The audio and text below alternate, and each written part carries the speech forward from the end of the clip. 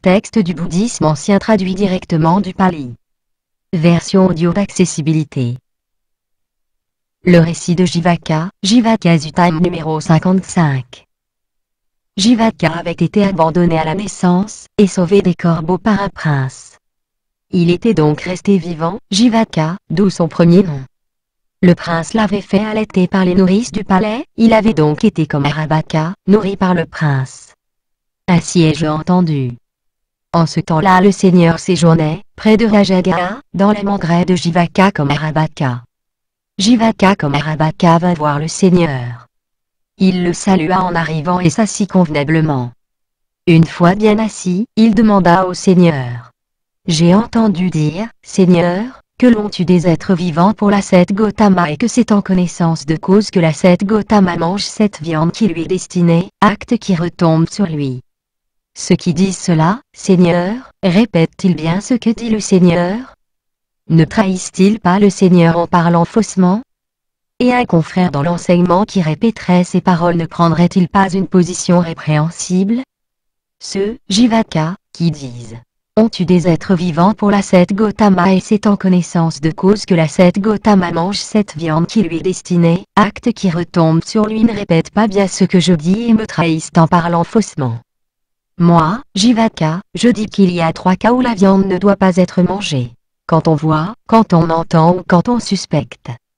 Dans ces 3 cas je dis que la viande ne doit pas être consommée. Mais la viande peut être mangée sous 3 conditions. Quand on ne voit ni n'entend ni ne suspecte. À ces 3 conditions, la viande peut être consommée, je le dis. Prenons, Jivaka, le cas d'un moine qui vit à proximité d'un hameau ou d'un village. Il diffuse dans une direction un état d'esprit plein de bienveillance et il maintient cette attitude. De même dans la 2e direction, de même dans la 3e et de même dans la 4e. Et aussi vers le haut, vers le bas, en travers, partout, envers tous comme envers lui-même, dans le monde entier. L'état d'esprit qu'il diffuse est ample, magnifié, incommensurable, amical et satisfait.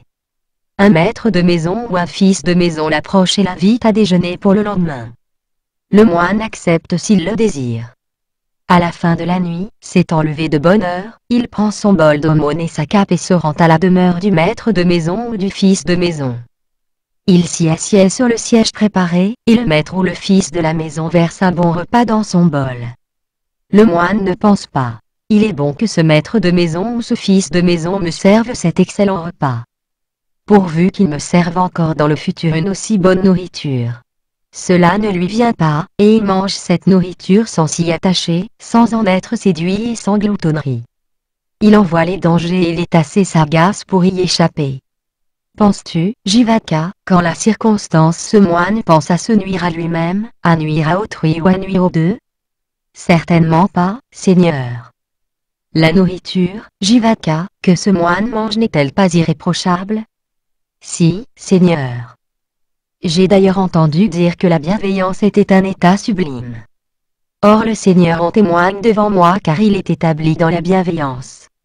Le Tathagata a abandonné tout attachement, aversion et aveuglement qui pourrait nuire. Il en a détruit les racines et les a réduits à l'état de palmiers dessouchés. Ils n'existeront plus dans le futur, ne réapparaîtront plus. Si c'est de cela que tu parles, et non d'un degré inférieur de la bienveillance, je t'approuve. Prenons maintenant, Jivaka, le cas d'un moine qui vit à proximité d'un hameau ou d'un village. Il diffuse dans une direction un état d'esprit plein de pitié, de joie, de regard neutre.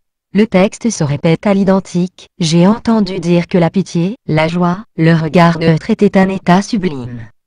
Or le Seigneur en témoigne devant moi car il est établi dans la pitié, la joie, le regard neutre. Le Tathagata a abandonné tout attachement, aversion et aveuglement qui pourrait nuire. Il en a détruit les racines et les a réduits à l'état de palmiers dessouchés. Ils n'existeront plus dans le futur, ne réapparaîtront plus. Si c'est de cela que tu parles, je t'approuve. Celui qui tue un être vivant, Jivaka, à l'intention du Tathagata ou d'un de ses disciples se crée un grand démérite de 5 façons. Premièrement quand il dit « Allez ramener cet animal ».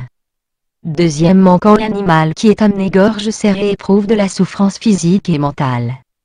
Troisièmement quand il dit « Allez tuer cet animal ». Quatrièmement, quand l'animal en train d'être tué éprouve de la souffrance physique et mentale.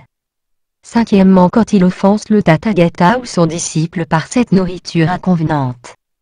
Voilà comment celui qui tue un être vivant à l'intention du Tathagata ou d'un de ses disciples se crée un grand démérite de 5 façons.